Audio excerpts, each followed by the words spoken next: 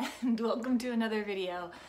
Today's video is about recovering from a seizure. So everyone's experience with that is pretty different. I bring it up today because I had a seizure just not last night, but the night before, on the day I'm recording this. And I want to say that I still feel a little bit like a little funky today, much clearer than yesterday. I had like a headache and neck pain all day yesterday, pretty much laid down 90% of the day. I didn't do much. Maybe I ate some meals, drank water, but otherwise I didn't do a whole lot.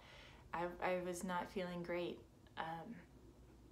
I guess I don't remember this, but I was told that while I was having the seizure, I kind of like kept turning my neck really far to one side, like an owl trying to turn its head all the way around.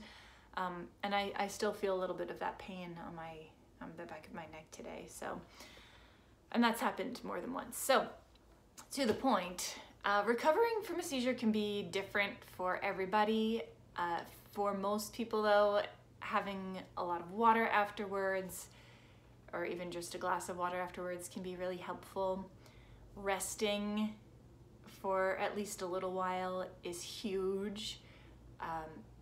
So if you're home, that's something you can do easily, right? You can just take a nap, just lie on the couch, and just rest. Like rest your body, rest your brain, rest your senses. I've read, and I've also found this to be true, that spending time away from screens, computers, phones, all that is encouraged. And when I do that for at least a couple hours afterwards, I do feel better. Whereas if I spend more time on the computer or on my phone, it slows down the recovery rate for me. That's pretty difficult to do these days, I know, but just a tip for anyone who wants to know.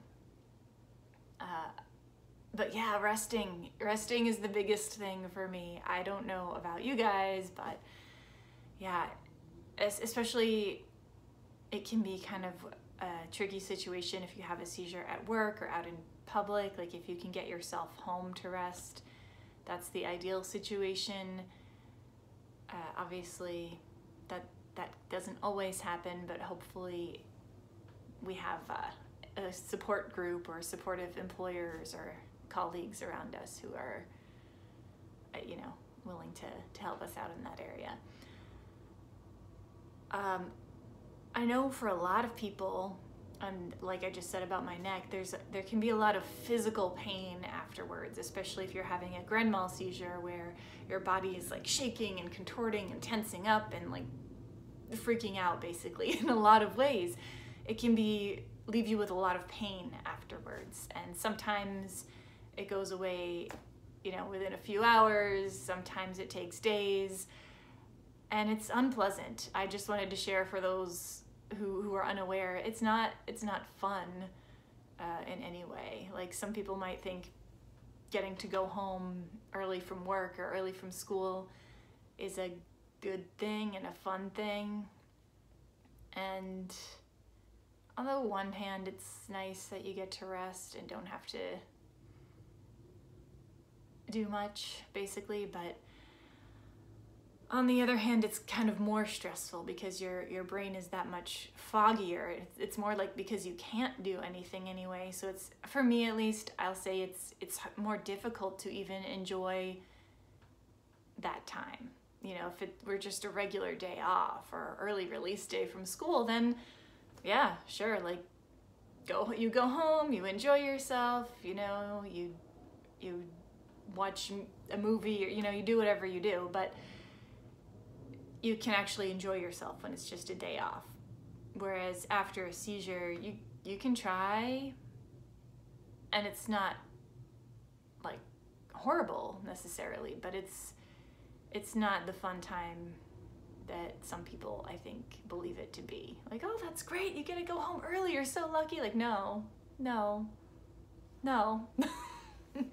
Not so lucky. Just there's like the pain of it. For some people, there's a lot of like feelings of shame or guilt. Oh my God, I didn't finish my tasks at work. How am I gonna get my homework done after school? Like I remember these kinds of thoughts and feelings, and it's tough. It's not fun, and it can, I found when like oh my God, this is gonna make me sound so old, but the younger I was, the younger I've been, the more quickly I recovered from seizures. The next day or that same day, I was ready to go. I was all good. And I'm finding that little by little, it's taking a little longer, you know, with each passing year. Like I was in denial for a while. I'm like, psh, that's never gonna happen to me. I'm not gonna get old. I'm not gonna get older even. It's not gonna happen to me. Years pass by, but I still feel great. And that's true for the most part, but on the other hand, the body does change. You can't stop that from happening over time. So it does take a little longer. On the upside, I have also found that doing like regular meditation and yoga, things that tend to calm the brain, has a tremendously helpful effect on speeding up that recovery time, especially when done consistently, like on a daily basis. Yeah, but I have not been consistent about that lately, so back just getting like a reality check, I guess, from the universe, you could say. And yeah, I mean, there's obviously things you can do to help yourself recover more quickly, like eating well and staying away from alcohol and smoking and, you know, all the things that are bad for everybody, and just you know, getting enough sleep every night. The basics are gonna help you recover faster, but I know it's not always easy. And if you live with someone who has seizures, or if you're a friend of someone who has seizures, you can always be supportive and help remind them of that. Or maybe if you guys are out together to eat, maybe you order something healthy as well to sort of encourage that environment. Not everybody needs their friends or their family to do that. Like if I'm out with my sister or something and she wants to order some like pizza or something. I love pizza, but this is just a hypothetical example. But I'm not gonna be like, oh, well, I need her to order something healthy for me to order something healthy. Like I don't feel that way personally. I'm my own person. I know what works for me, what doesn't, but I know not everyone feels that strong, that like it's more difficult for some people to make those decisions, and I understand that. My weaknesses lie elsewhere, but I just wanted to get that out there. Like there's a lot of things you can do to recover, but for those who don't know, it can be a long process. The fogginess after a seizure can last a few hours to a day to a couple days, and just like a slower comprehension, and it's more difficult to get work done, to get homework done, to like interact socially. It's just, there's just this slowness, this difficulty in expressing sometimes. Maybe you can even notice it in this video, I'm not sure.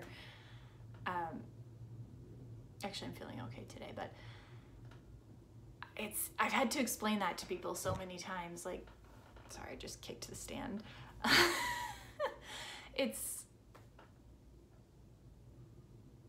I've just had to explain, like, I'm feeling pretty slow today. I can't keep up with what you're saying as fast, or I can't really help you with this or that, or complete something, because it's taking me an extra long time to comprehend and to move around, or like I'll forget what I'm doing or what I've already done, or where I left something. There's just like this disconnect, and that's the more difficult part to recover from, I think, because even with drinking water and resting, there's still this like fogginess in the brain. unless you've had that experience, I think it's difficult for other people to understand or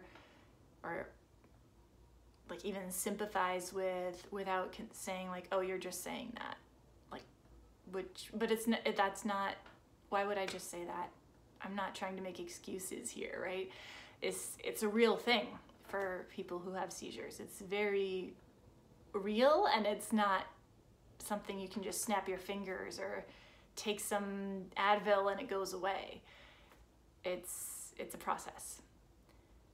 So before this video gets too long, I'll stop here, but just to bear in mind for everybody, and I hope anyone out there who has seizures and is listening to this can know that I hear you, I see you. I think we're all kind of in the same boat, as it were. And that's all I've got for today, guys. Take care and be well.